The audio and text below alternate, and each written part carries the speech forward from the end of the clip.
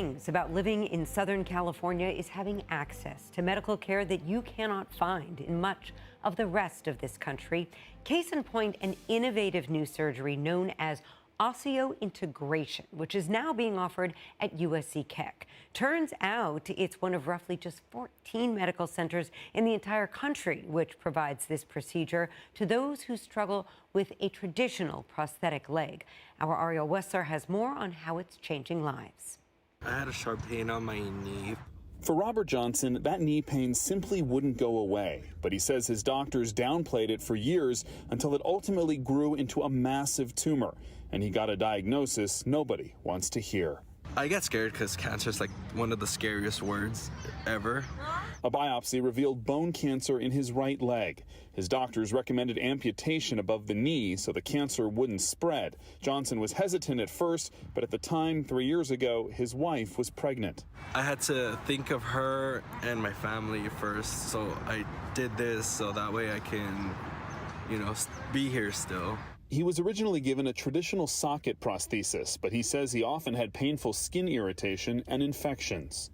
If I wore my sock for a long time, my thigh would shrink, and then if I wouldn't wear my leg so often, it would go back to its normal state. And so eventually a socket would just not fit me. Johnson says he couldn't work, exercise, or even pick up his daughter, worried he would fall and drop her. That's when he found Dr. Lawrence Menendez at USC Keck. I think it's going to revolutionize prosthetic management.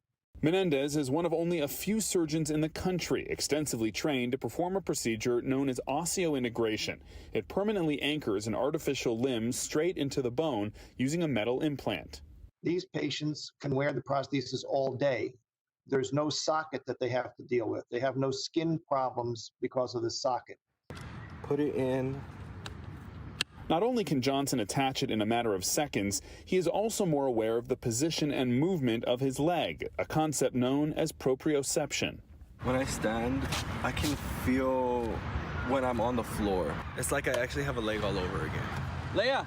If I'm sitting down playing with my daughter, I could just sit like this and we can play and do whatever.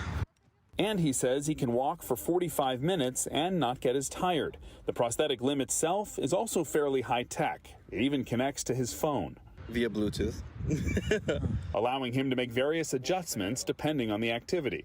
If I'm running, it knows to bend faster. If I'm walking slow, it knows to bend slow. And they can even walk backwards without looking backwards, which is highly unusual for people with above-knee amputations. Doctors say by eliminating the need for a socket, the procedure redefines what's possible for amputees like Johnson, who can now get back to savoring the small moments that matter most.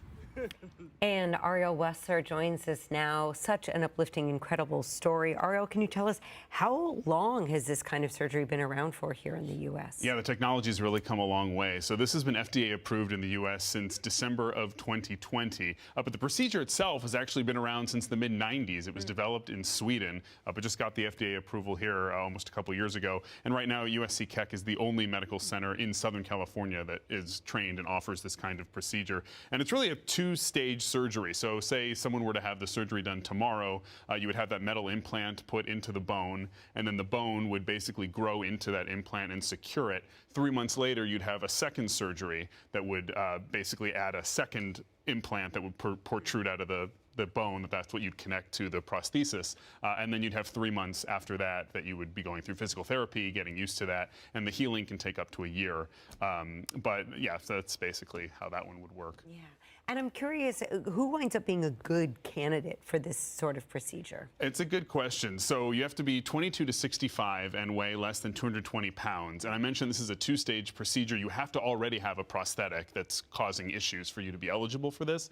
But Dr. Menendez was telling me he hopes that soon this will be kind of a one-step procedure. So when you're getting the amputation done, they can put this in and you don't have to go through that two-step situation. You can't have severe complications from diabetes or any kind of ongoing having a bone infection.